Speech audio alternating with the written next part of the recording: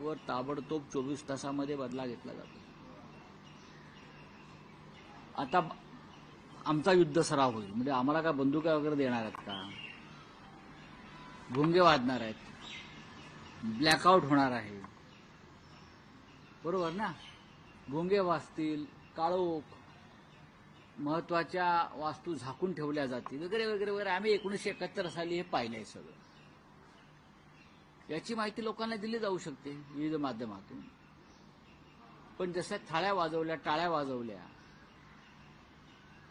तसं आता युद्ध सरावात अजून काही दिवस घालवतील।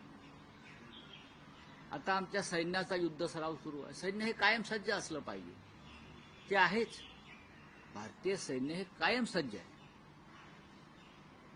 आता आमचा प्रश्न आहे, संरक्षण मंत्री, देशाचे प्रधानमंत्री आणि तिन्ही सेना दलाच्या प्रमुख असलेला राष्ट्रपती, त्यांना हे माहिती आहे की नाही हेच मला माहित नाही। राष्ट्रपती या तिन्ही सेना दलाच्या प्रमुख आहेत,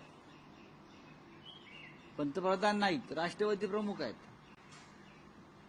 देश युद्ध करतोय हे तिन्ही सेना दलाच्या प्रमुखांना माहीत आहे की नाही याच्याविषयी माझ्याकडे माहिती नाही।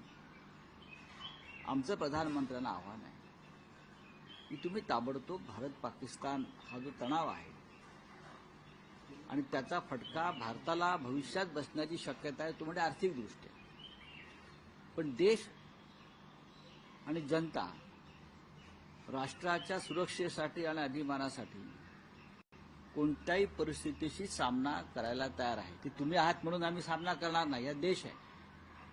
एक व्यक्ती नेतृत्व करते आहे, एक पक्ष नेतृत्व करते म्हणून नाही, हा देश सदैव लढायला सज्ज आहे। आम्ही सज्ज आहोत।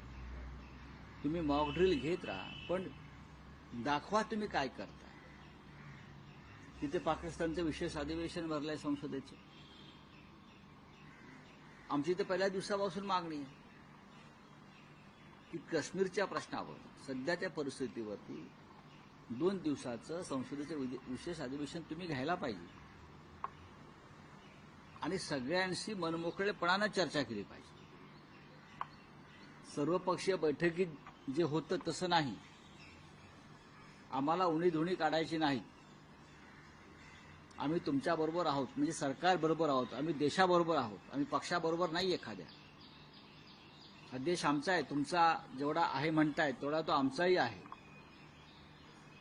आणि म्हणून या सगळ्या गोष्टीचा विचार करताना एकदा काय ते आरपार होऊन जाऊ द्या ना। किती दिवस तुम्ही अशी टांगती तलवार ठेवणार आहात?